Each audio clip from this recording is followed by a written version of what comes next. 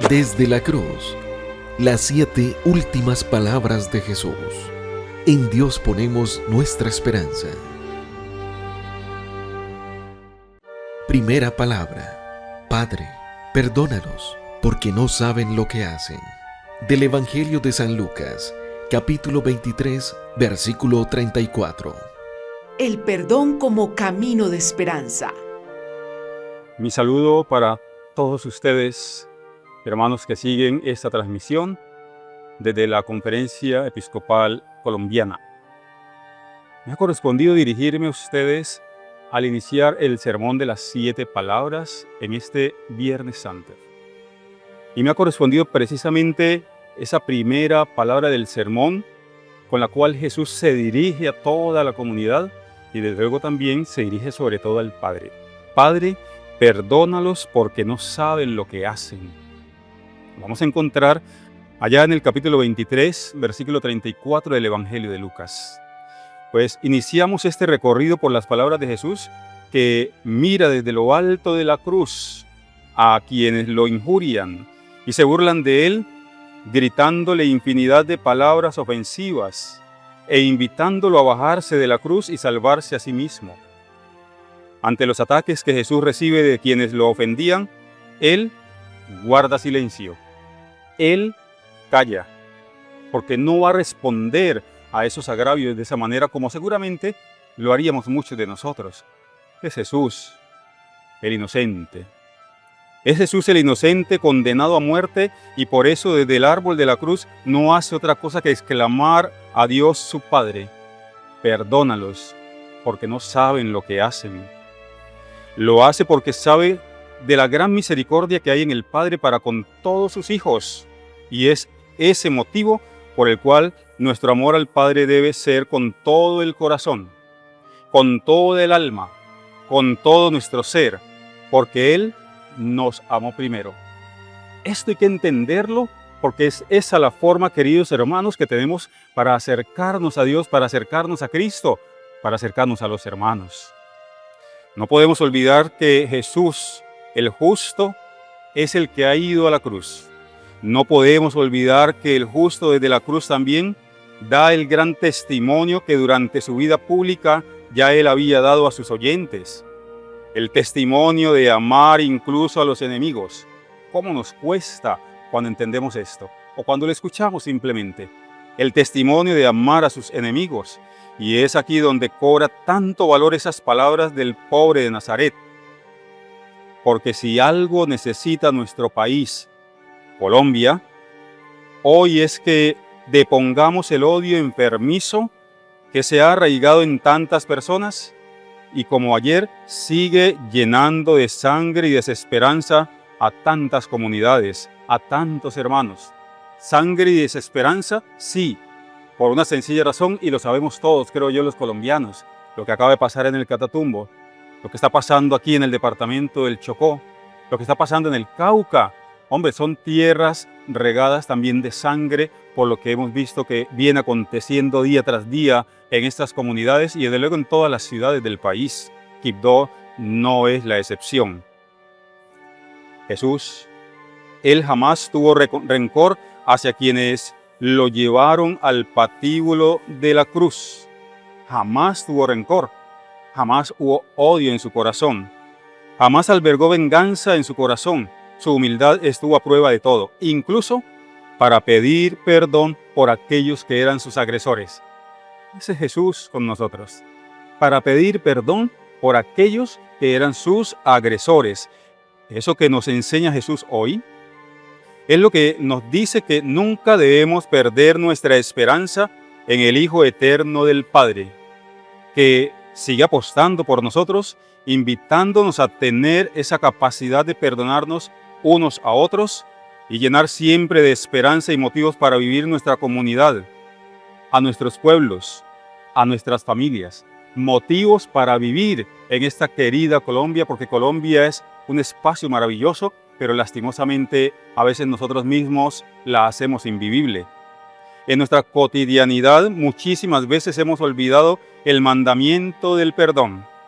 Y por ese motivo se viven épocas de tensiones, enfrentamientos a sangre y fuego, muertes por doquier. Colombia no sale aún de esa espiral de violencia que nos sigue acompañando, como si ese fuera el designio para un país que busca la paz, para un país que quiere el perdón, para un país que quiere la reconciliación, la verdad, la justicia, la no repetición. De hecho, hechos tan macabros que le han hecho daño y le siguen haciendo daño a toda una comunidad, macabros e inhumanos que además han marcado, por supuesto, la historia republicana de esta querida nación. Delante de la cruz de Cristo, hoy los invito, examinemos nuestra vida con total honradez, delante de la cruz de Jesucristo. Aquí tenemos al Cristo de Bojayá, delante de Él, que sigue entregándose, sigue dándose por todos nosotros. Examinemos nuestra vida, porque nos invita a Él precisamente a hacerlo hoy con total transparencia, con honradez. Es decir, que si yo voy a la Eucaristía, si yo participo de la Eucaristía, si yo digo que creo en Él, ¿cómo le voy a hacer daño a otros? ¿Cómo le voy a hacer daño a la humanidad? ¿Cómo le voy a hacer daño al ecosistema? ¿Cómo le voy a hacer daño al cosmos? ¿Cómo le voy a hacer daño justamente a esta gran barca que llamamos también la barca de la creación? Para construir un mejor país en el que podamos vivir todos, hoy hay especialmente espacio para cada uno de nosotros. Sí, porque cabemos en Colombia, pero nos estamos peleando por un pedacito de tierra como si fuéramos a llevarnos eso hasta la tumba. Pues nos dice su santidad el Papa Francisco, en esa carta que él envía con motivo del gran jubileo de la esperanza, del gran jubileo de este año que estamos nosotros ahora atravesando, nos dice, para que lo tengamos presente, todo esto será posible si somos capaces de recuperar el sentido de la fraternidad nacional, de la fraternidad universal, si no cerramos los ojos ante la tragedia de la pobreza galopante que impide a millones de hombres, mujeres, jóvenes y niños vivir de manera humanamente digna. Y eso es lo que necesitamos. Hasta ahí el Papa Francisco. Eso lo necesitamos. Por eso yo quiero que este mensaje ojalá cale lo más profundo, lo más hondo de nuestro ser, y que este tiempo que estamos viviendo de la Semana Mayor, hombre, sea verdaderamente un espacio para la reconciliación, para el arrepentimiento, pero también para que nosotros nos sintamos, ojalá, en esa magna resurrección de Jesucristo o magna celebración, resucitados con el Señor, cuando estemos celebrando el sábado, la vigilia pascual. Pues el pecado no debe convertirse en un acompañante permanente en nuestra vida, porque tenemos conciencia y esta no engaña a nadie. Ojo, la conciencia suya y la mía no nos engaña, así como nadie calla a la conciencia que todo el tiempo está remarcando, recordándonos aquellas acciones que realizamos y con las cuales hacemos daños graves a otros o a la misma sociedad. Oigamos las palabras del Señor, oigamos las palabras que nos dice el Señor en tantos pasajes de la Sagrada Escritura. Pues nos dice a través de Isaías, escuchen las enseñanzas de nuestro Dios. Isaías nos lo recalca, escuchen, todos escuchemos las palabras de nuestro Dios. Y cuando dice eso, pues nos va a decir a renglón seguido, miren, lávense. Sí, necesitamos lavarnos del pecado. Purifíquense, purificarnos de tanta maldad que seguramente puede estar carcomiendo nuestra vida. Luego nos van a decir, aparten de mi vista sus malas acciones. Fuerte que lo diga, porque a veces sí, puede ser que estemos rezando en la iglesia, rezando en el culto, rezando por aquí, rezando por allá, abrazándonos a un árbol, porque decimos que no creemos en Dios, ni en la iglesia, ni en nada, pero creemos a la naturaleza, y entonces abrazamos un árbol, o haciendo seguramente meditaciones de yoga, pero a veces somos impotables en el trato con el más cercano, en el trato con el otro. Y eso nos invita a cada uno de nosotros, por lo tanto, a que revisemos de verdad nuestra propia vida, a que revisemos de verdad nuestro propio ser, Aprendan a orar el bien, dice el Señor a través de Isaías. Busquen la justicia, que aunque sus pecados sean rojos como escarlata, quedarán blancos como la lana. Fantástico que lo diga de esa manera. Quedarán blancos como la lana. Y es ahí entonces donde nos damos cuenta que hay una promesa grande, la promesa que nos hace el Señor, que nos hace entender que la esperanza en Dios es la mejor vía para llenar de amor y paz nuestras vidas. Esperanza en Dios. Por eso Jesús desde el árbol de la cruz clama al Padre y clama por nosotros. Padre, perdónalos, porque no saben lo que hacen. Lo hace una vez más, justamente para que nosotros también lo entendamos a Él en este día. Pero qué bueno saber esto. Desde aquí, en la meditación de esta primera palabra, hoy yo me permito invitar a quienes siguen creyendo que la violencia y la muerte son el camino. Les digo que no. La violencia y la muerte no son el camino. La esperanza es Cristo, que se entrega por todos y por todas y nos abre la conciencia para no matarnos, para que dialoguemos, para que vivamos, porque con la violencia y la muerte nadie gana. Todos perdemos. Todos, absolutamente todos y todo, lo perdemos con la violencia. ¿De qué sirve que las personas estén allá enfrentadas de tantas maneras y cuando pierden la vida, a quién le queda todo lo que usted tanto luchó?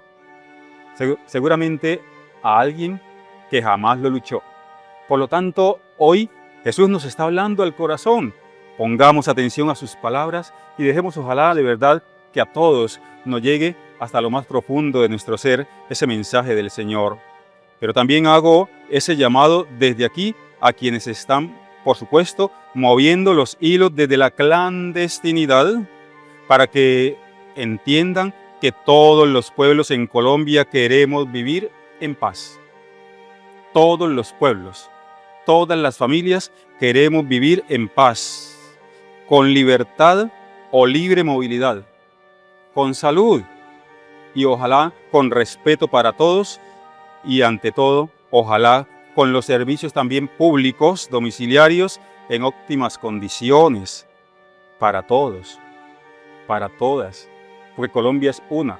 Parece que tuviéramos unas 15, no sé cuántas Colombias, porque no es sino recorrer el país y recorrer territorios como este que lo acabo de hacer otra vez por una gran parte, una gran franja de esta querida diócesis de Quibdó, y se encuentra uno con situaciones lamentables que parece que no fueran de nuestro departamento o ante todo no fueran de esta querida nación colombiana. Con esta palabra en el sermón, Padre, perdónalos porque no saben lo que hacen. Quiero que percibamos cómo Jesús quiere iluminar nuestra vida y la vida del mundo. Que toda oscuridad desaparezca porque Él es la luz del mundo. Él es la luz de nuestras vidas. Él es la luz de la humanidad. Él es la luz de las gentes y esto clama hoy al cielo para que no sigamos cometiendo tantas barbaridades creyendo que nada de eso Dios lo reprocha. Sí lo reprocha, sí lo detesta. No tendremos y no tendrán sentido la oración, las caminatas de hoy en los viacrucis que hayamos hecho, no tendrán sentido los golpes de pecho o las flagelaciones en este día si nuestros malos hábitos y comportamientos del pasado no desaparecen de nuestra vida para ser hombres, ojalá, y mujeres nuevos, reverdecidos en Cristo, resucitando con el Señor. Que el Señor Jesús hoy nos bendiga a todos, nos ayude a reflexionar recibiendo su perdón y aprendiendo a perdonar de verdad como Él mismo nos lo ha enseñado todos nosotros. Que el Señor los bendiga, los guarde a todos y cada uno de ustedes y los siga tratando con bondad. En el nombre del Padre, y del Hijo, y del Espíritu Santo. Amén. Segunda palabra. Yo te aseguro, hoy estarás conmigo en el paraíso. Del Evangelio de San Lucas, capítulo 23, versículo 43. La esperanza en la eternidad. Cuando pensamos en este texto, necesariamente nos tenemos que remitir al Génesis y pensamos en la grandeza del hombre, que es la corona de la creación, creado a imagen y semejanza de Dios. La persona puesta en el paraíso en plena comunión con su Creador. Dios que pensó al ser humano en libertad, en amor, en armonía. La criatura en comunión con el Creador. Pero aparece ese drama tremendo, terrible, destructor del pecado, la muerte del hombre, el ser humano, su humanidad. Cuando aparece esta tragedia, que se traduce de modo práctico en el egoísmo, el hombre se aísla de esa pretensión de Dios de mantenerlo en el paraíso, en comunión con Él. Y no hay peor tragedia para el ser humano que la realidad del egoísmo. Porque el egoísmo recluye a la persona sobre sí misma, en sí misma, para sí misma. El egoísmo es esa triste realidad que nos cierra a nosotros con la posibilidad de conocer a los demás, de aprender de los otros, de entregar lo que Dios mismo nos ha dado. El egoísmo nos hace cultivar nuestras propias pretensiones, anclarnos en nuestros caprichos, parapetarnos, digámoslo así, en nuestros ideales, tantas veces rastreros y al margen de Dios. Por eso cuando en nuestra vida hay egoísmo, aparecen los signos de la desesperanza. El corazón ambicioso y egoísta se va centrando solamente en aquello que le puede brindar bienestar, placer, poder, según sus criterios y caprichos. Pero cuando nosotros nos abrimos a esa maravillosa experiencia del Espíritu Santo y de alguna manera estamos permitiendo que el Espíritu traiga el paraíso a nuestra vida, todo cambia. Y entonces empezamos a ver la vida con la ilusión de la esperanza, de la eternidad, de una vida temporal vivida en plenitud. ¿Cuántas veces nosotros nos hemos negado a la posibilidad de la realización plena aquí? Porque nos negamos a Dios. La realización plena del hombre no está en el tener cosas, no está en la acumulación de las riquezas. Y hay que pedirle al Señor esa gracia. San Pablo lo advirtió: la raíz de todos los males es la ambición del dinero. Cuánto mal, cuánta maldad, cuántas situaciones de pecado en nuestra sociedad que brotan precisamente de esa idolatría terrible y desesperante frente al dinero. Allí no está la esperanza del hombre. Todo eso es fugaz.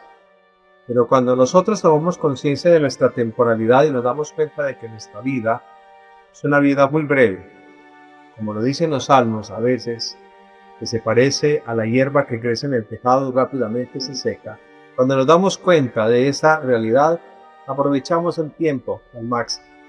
Y entonces aprendemos a entender que nuestra vida unida a la cruz de Cristo es como una saeta, como una flecha que se lanza hacia el horizonte, hacia el futuro.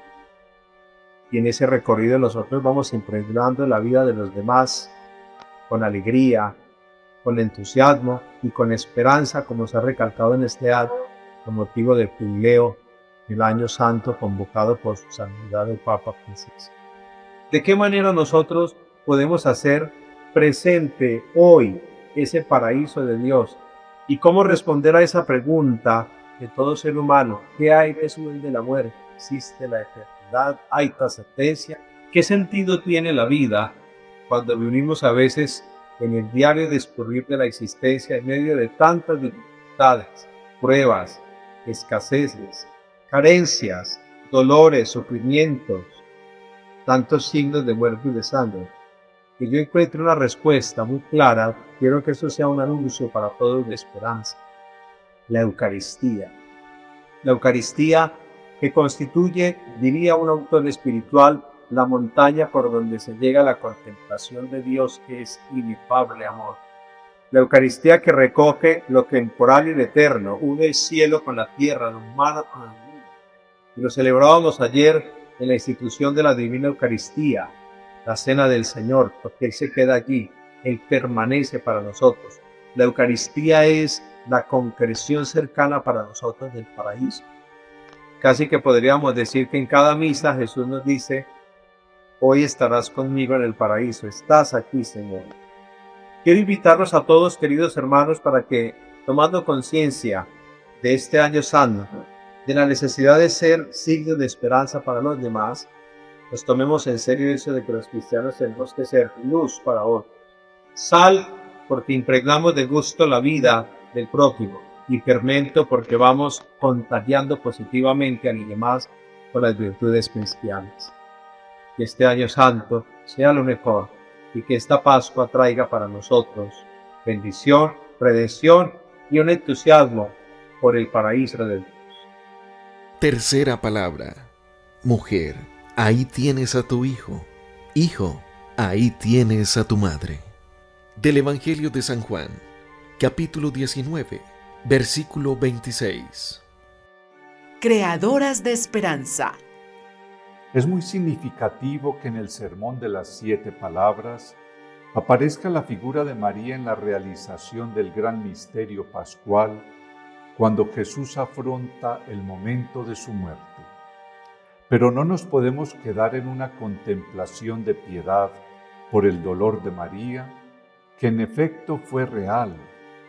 Y a ti misma una espada te traspasará el alma, decía el anciano Simeón, sino que debemos contemplar el significado profundo de la palabra de Dios.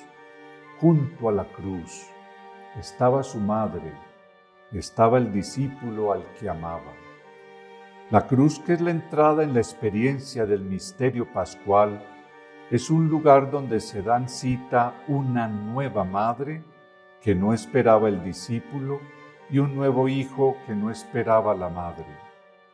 Ya Jesús nos había dicho: cuando yo sea elevado sobre la tierra, atraeré a todos hacia mí, y es porque la cruz es la puerta que, atravesándola, nos permite un nuevo nacimiento. No en vano la solemne vigilia pascual tiene una liturgia clave, la liturgia bautismal, donde se reconoce que gracias al misterio pascual, que inicia con la muerte de Jesús en la cruz, nos engendra a cada uno de nosotros como hijos de Dios, llamándonos al gozo de la resurrección, nuestra gran esperanza, siendo así que en la cruz acontece una gran maternidad, la puerta para nacer de nuevo a la vida inmortal, acontecimiento salvífico que requiere una figura, María. No es raro entonces contemplar que María es la única persona que aparece en los 3 momentos claves de la salvación. Primero, en la Anunciación, donde el Hijo de Dios se encarna para nacer como hombre. En la cruz, en la que entra el hombre en el misterio pascual para nacer como Hijo de Dios.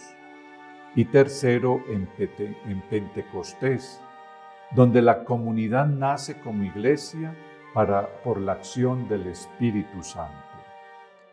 María, al pie de la cruz, entonces, se convierte en el ícono perfecto para entender el tema central de la reflexión de esta semana.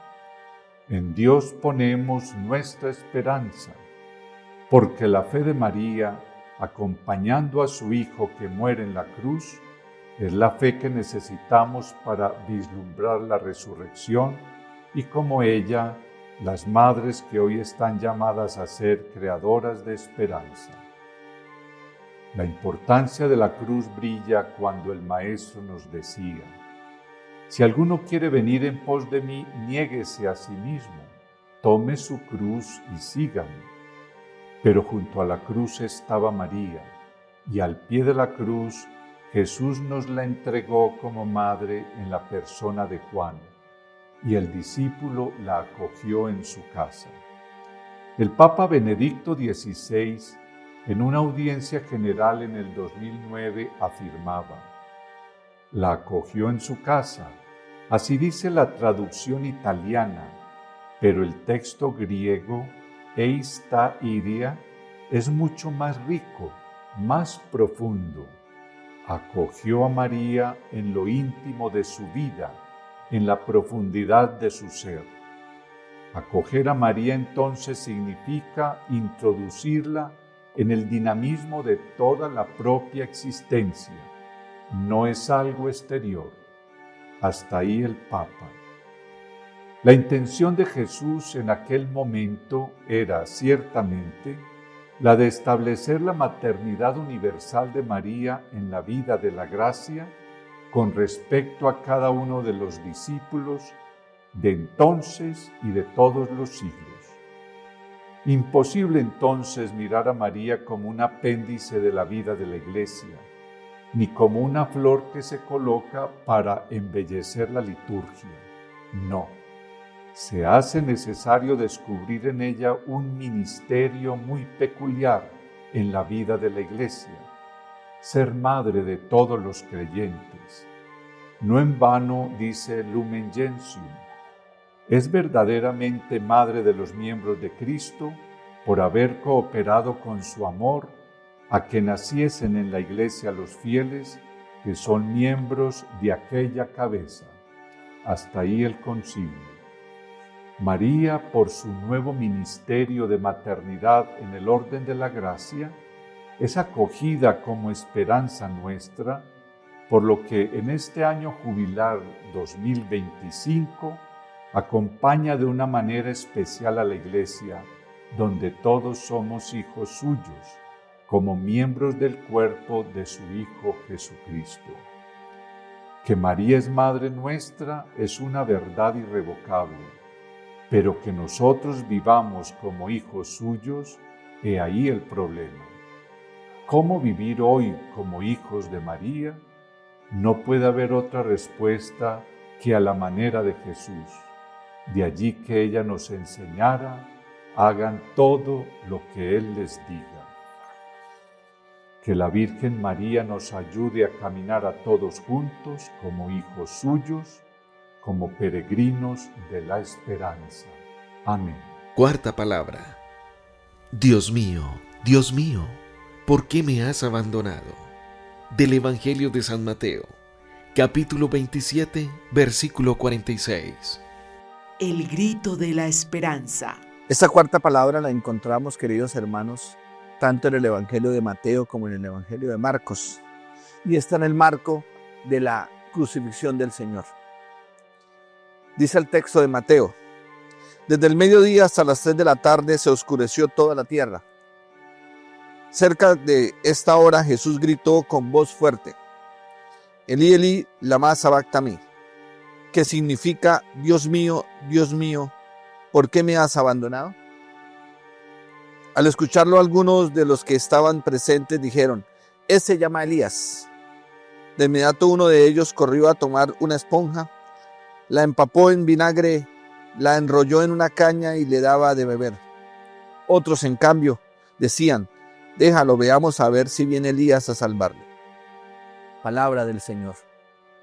Esta palabra de Jesús encierra un grito de dolor, pero también un grito de esperanza. Es la experiencia del crucificado, pero una experiencia que se debe enmarcar en toda su vida.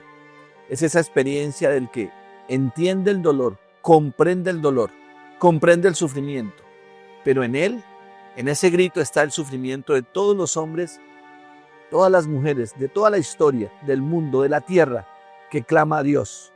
Pero es un grito que incluso desde el Antiguo Testamento, ya el Salmo 22, ese hombre también que sufría lo proclama. Y entendemos que Jesús no es un grito de desespero sin solución. Es un grito de realidad.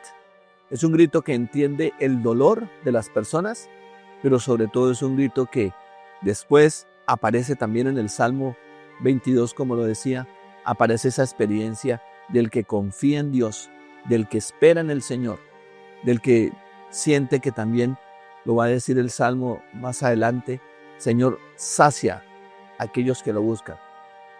Llega a cumplir la promesa de estar con el que le ama. Esa es la experiencia del Jesús crucificado. Un Jesús que entiende que su Padre, en medio del dolor, en medio del sufrimiento, está con él. Ese grito de dolor de Jesús es también el grito de los hombres y las mujeres en la historia. También hoy, como el Señor, gritamos a Dios, clamamos a Él su presencia frente al dolor, frente a la muerte, frente a la corrupción, frente al abandono, frente a la violencia. Son esas violencias que han marcado nuestra historia en nuestro país. Una violencia que sigue generando muertes, desplazamientos, como lo hemos vivido en estos tiempos en el Catatumbo y en tantas regiones de nuestro país. También escuchamos el grito de dolor de estos hombres y mujeres, de los niños, de los jóvenes, que claman a Dios pidiendo auxilio, que quizá también sienten como Jesús que han sido abandonados.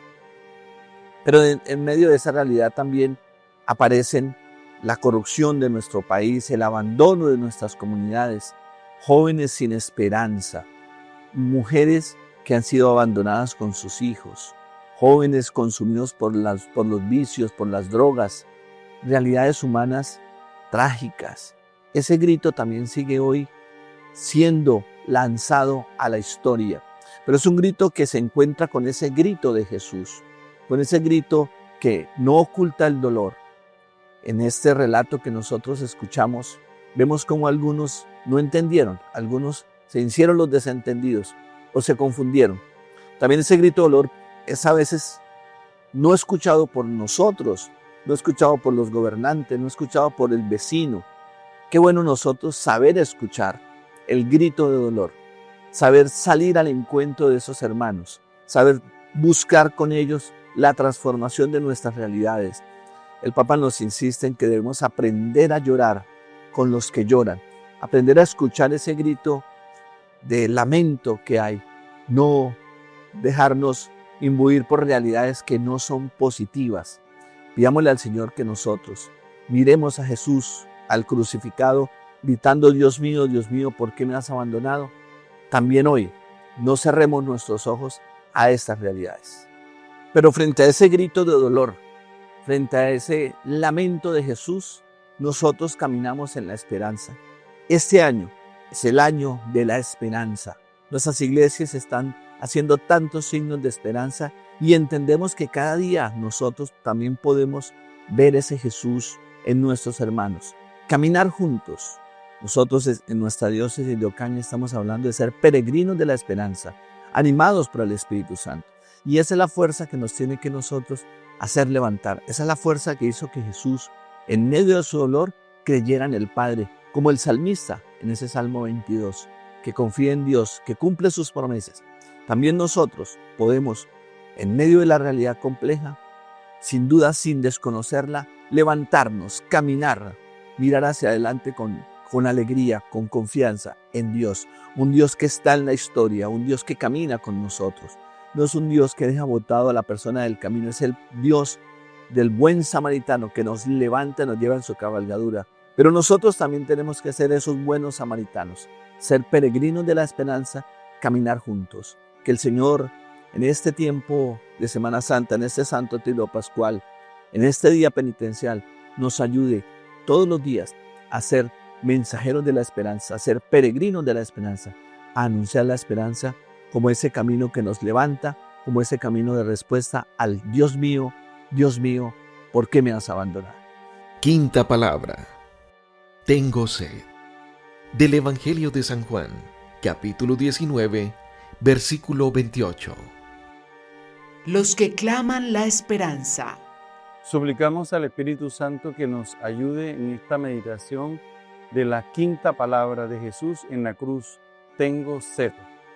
Para la meditación de esta palabra debemos ir al Antiguo Testamento, especialmente al libro del Éxodo, en el capítulo 15, versículo 22.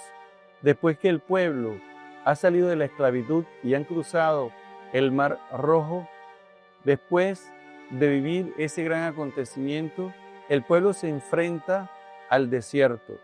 Y son 3 días de camino donde ellos no encuentran agua.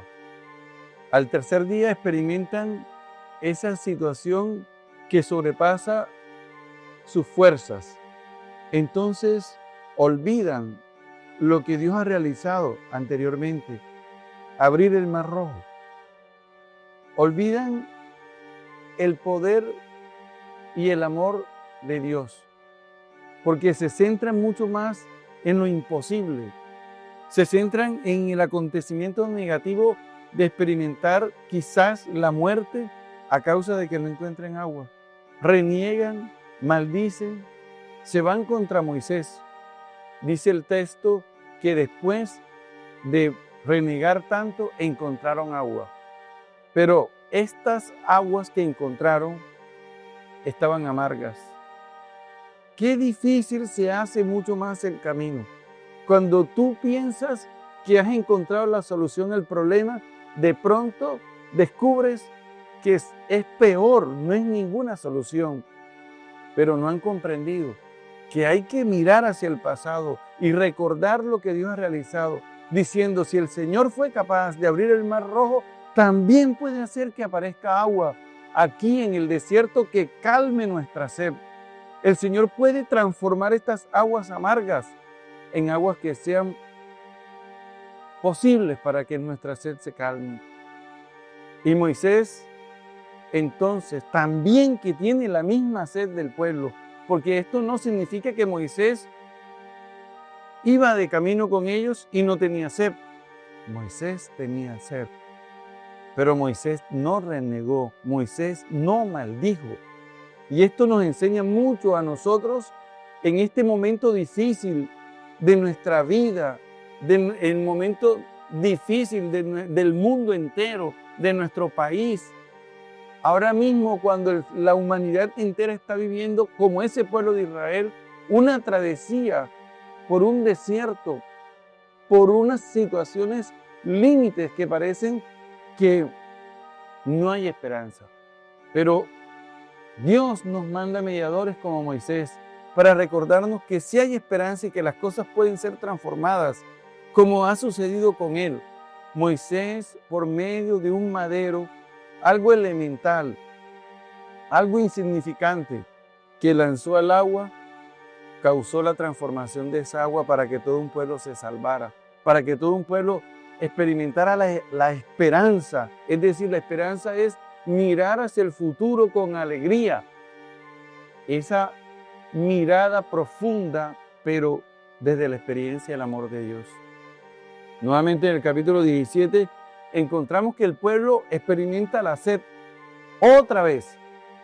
Sin embargo, en vez de acordarse de la transformación que Dios realizó a través de Moisés por medio de ese madero y del Mar Rojo, lo que hicieron fue renegar y maldecir nuevamente. Y sin embargo, Dios Padre, dice el capítulo 17 del libro del Éxodo, hizo que brotara agua de lo más imposible, de una roca.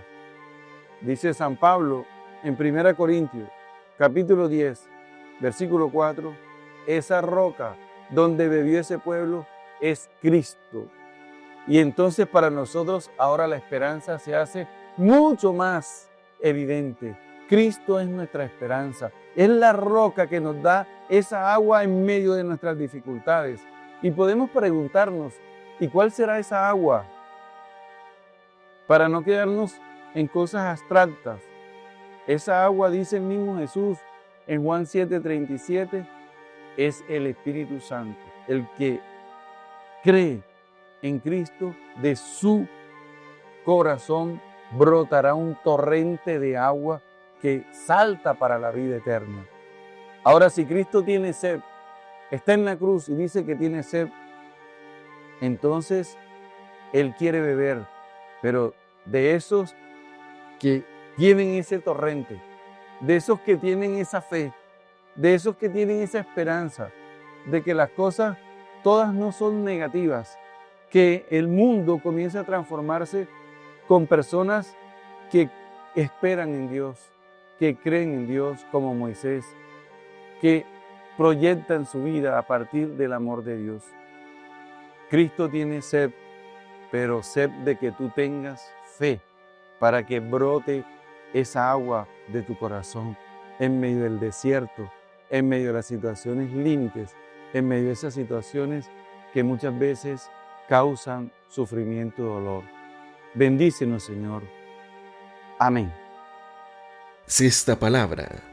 Todo está cumplido. Del Evangelio de San Juan, capítulo 19, versículo 30.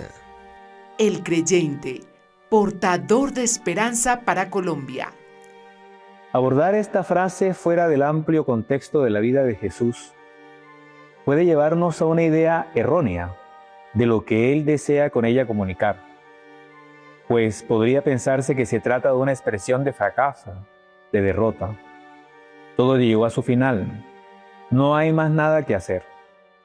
Esta interpretación está bastante alejada de la intencionalidad del crucificado.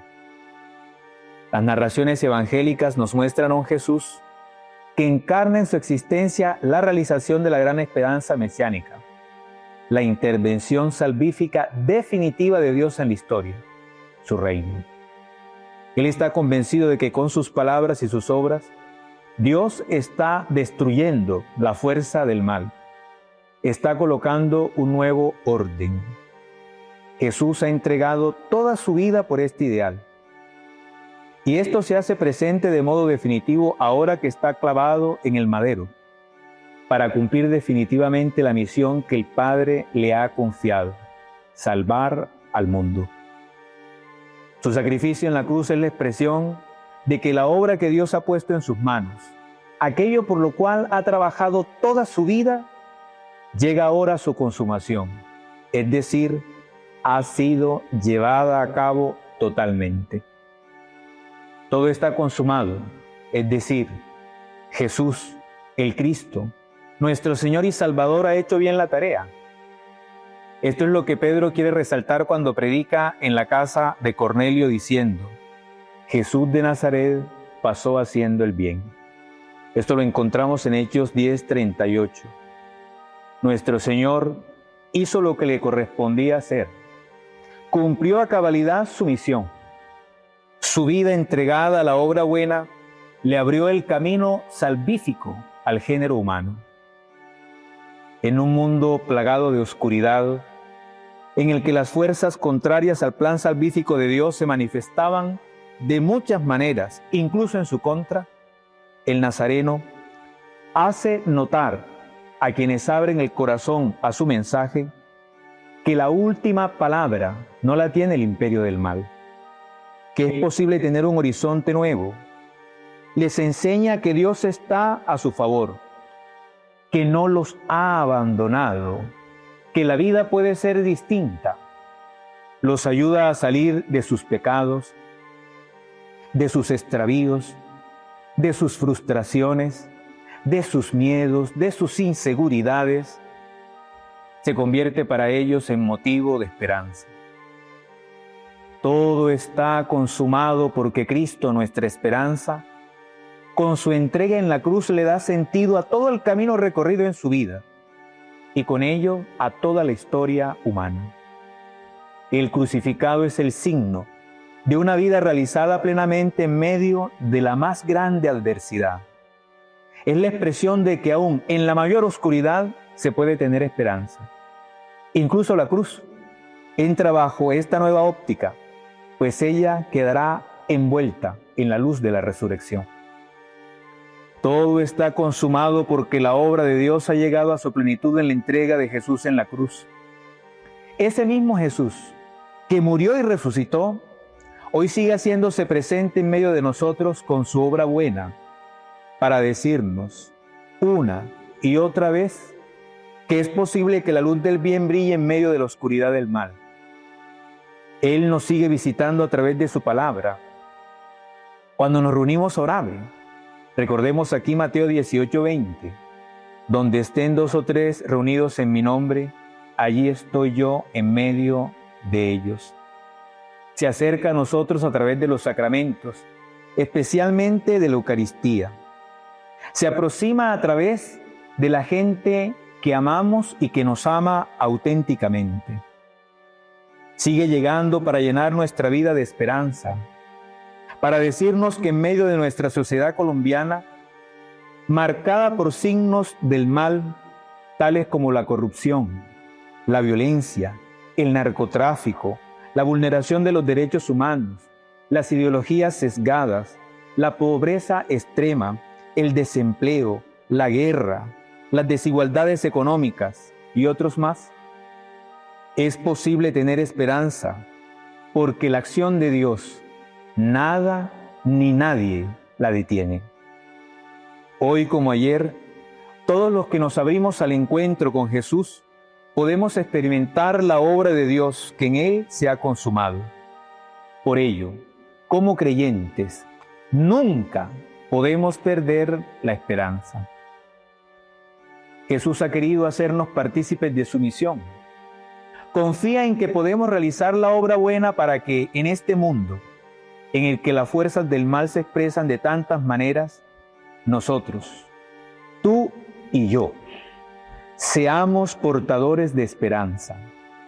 No hay que pensar tanto en lo que el otro hace mal, sino en qué debemos hacer para cumplir bien la misión que Dios nos ha confiado, ya sea como gobernantes, líderes religiosos, servidores públicos, ciudadanos, profesionales, hijos, padres, esposos, en fin, desde el rol en el cual nos encontremos nosotros, los creyentes, hemos de ser portadores de esperanza para esta sociedad colombiana, que en ocasiones entra por el camino de la desilusión y la frustración.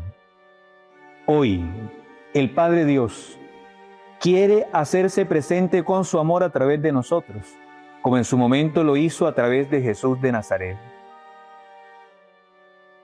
Todo está consumado debería ser la frase que digamos cuando nos veamos cara a cara con Dios en la eternidad.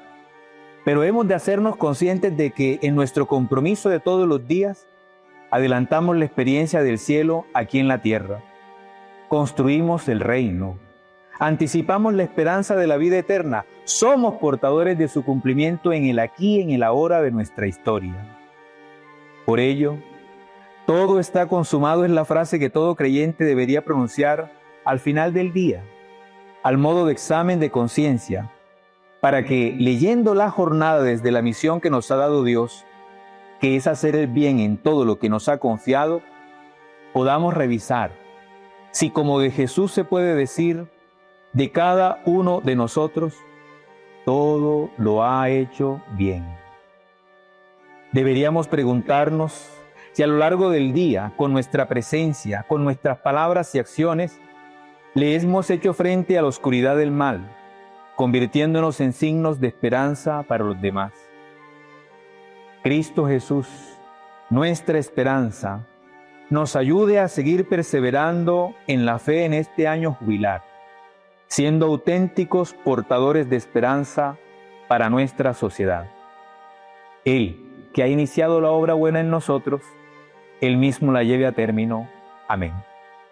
Séptima palabra. Padre, en tus manos encomiendo mi espíritu. Del Evangelio de San Lucas, capítulo 23, versículo 46. Cristo, nuestra esperanza. Oh Cristo, y te bendecimos, que por tu santa cruz redimiste al mundo. Escuchamos la última expresión que brota de los labios de Jesús, según el Evangelio de San Lucas, y se dirige al Padre en un tono de abandono definitivo. No estamos frente a una expresión de derrota, todo lo contrario. Es una palabra que manifiesta el sentido profundo de la esperanza del Señor Jesús, que está puesta en la mano misericordiosa del Padre. Jesús está seguro de que Dios no lo abandonará en este momento de la muerte. Esta séptima palabra contiene toda la convicción que Jesús tiene sobre el triunfo de la vida y la luz por encima de la muerte y la oscuridad a la que se enfrenta en esta hora decisiva. En esta expresión se encuentra el último acto de confianza de Jesús en este mundo y que da apertura a la realización de la voluntad definitiva del Padre. No estamos frente a un grito de desesperación, todo lo contrario. La voz del Señor, elevada desde lo alto de la cruz, es un clamor de esperanza. En este momento final, Jesús, en nombre de toda la humanidad, expresa un acto de confianza en el poder de Dios, como el único capaz de vencer al último enemigo del ser humano, la muerte. Por esto, podemos decir que Cristo es nuestra esperanza, porque su clamor en la cruz nos ha abierto la puerta para que Dios pueda llevar a culmen su obra de salvación. Los invito en este día a unir la séptima palabra de nuestro Señor Jesús en la cruz a dos clamores latentes en medio de nuestro pueblo colombiano. Voces muchas veces apagadas o silenciadas, que surgen donde parece que no hay salida o donde no vemos con claridad la luz de la esperanza. Dejémonos iluminar por esta séptima palabra de Jesús y abandonémonos en las manos del Padre con la confianza de que Él transformará estas realidades en señales de luz y de esperanza para todos. Primer clamor, por la reconciliación.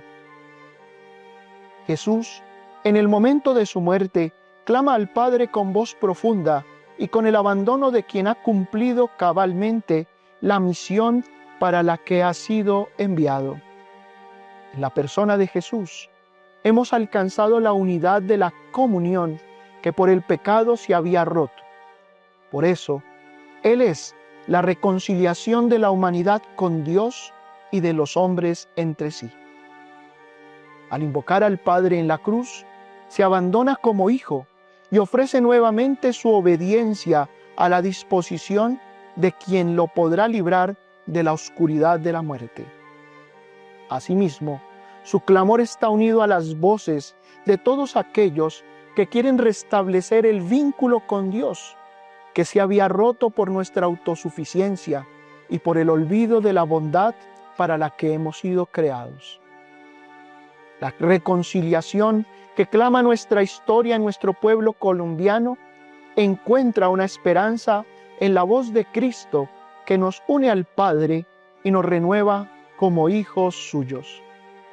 En las palabras de abandono de Jesús se proclama el restablecimiento de nuestra dignidad de hijos. Al restablecerse esta dignidad, podemos ver que la reconciliación que deseamos brota de nuestra vocación originaria a la vida y a la comunión con Dios. Aunque nos sigan doliendo la violencia, la muerte, la injusticia circundante en nuestros contextos, no podemos perder la esperanza de que en Cristo hemos vuelto a la vida. Renovemos en este día nuestra vocación de hombres y mujeres artesanos de la reconciliación. Las palabras de Jesús en la cruz nos animen para ser tejedores de relaciones armoniosas, reconciliadas y dignas. Dirijamos diariamente nuestro clamor de reconciliación, expresando nuestra adhesión a Dios, seguros de que solo Él puede darnos la paz y devolvernos la esperanza de un futuro donde florezca la justicia. Segundo clamor, por la solidaridad fraterna. En la cruz, Jesús se abandona totalmente a la voluntad del Padre, entregando su espíritu. Entrega el principio vital, lo más íntimo de sí, la fuerza que lo acompaña durante su misión redentora y salvadora. En este momento, Jesús dona al Padre el mismo espíritu que lo animaba a entregarse sin reservas por la causa de la humanidad, que lo hacía sentir en su interior la compasión, la misericordia, y quien lo impulsaba a sanar, perdonar, levantar y dar vida a quienes creyeran en Él. La entrega que hace Jesús en este momento definitivo de su misión es un acto solidario para con todos nosotros. Jesús quiere que su espíritu continúe en medio de sus hermanos la obra que Él ha llevado a culmen en el misterio de su Pascua. Esta solidaridad del Señor nos debe animar a ser profetas de nuestro tiempo por medio de signos concretos. Estos signos tienen por nombre la solidaridad fraterna. La solidaridad fraterna es un don y una profecía en medio de una sociedad individualista, desanimada, desconfiada y competitiva. La solidaridad fraterna es la continuidad en el tiempo y en el espacio del lazo fuerte que por medio del Espíritu Santo Jesús sigue lanzando a la humanidad para que nos comprometamos en el trabajo del reino.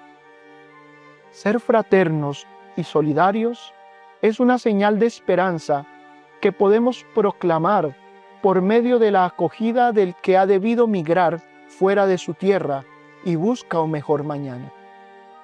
Ser fraternos y solidarios es una señal de esperanza cuando asistimos con caridad a quienes sufren hambre y habitan en las calles y las cárceles. Ser fraternos y solidarios es una señal de esperanza cuando podemos ver al otro a la cara, sin prejuicios ni superioridad. Ser fraternos y solidarios es una señal de esperanza cuando acompañamos a nuestros adultos mayores para que no vivan esta etapa de su existencia en soledad. Ser fraternos y solidarios es una señal de esperanza cuando cuidamos de nuestros niños y niñas para que no sufran heridas irreparables y puedan soñar con un mundo nuevo y armonioso. En el clamor de Cristo, en esta séptima palabra, están también nuestros clamores. Oremos. Jesús, como buen samaritano, se acerca a todo hombre que sufre en su cuerpo o en su espíritu y cura sus heridas con el aceite del consuelo y el vino de la esperanza. En esta séptima palabra de abandono total, nos sentimos unidos por medio de Jesús. Queremos renovar nuestra vocación de hijos y ser profetas de esperanza por medio de la vivencia de la solidaridad fraterna en nuestro mundo. Amén.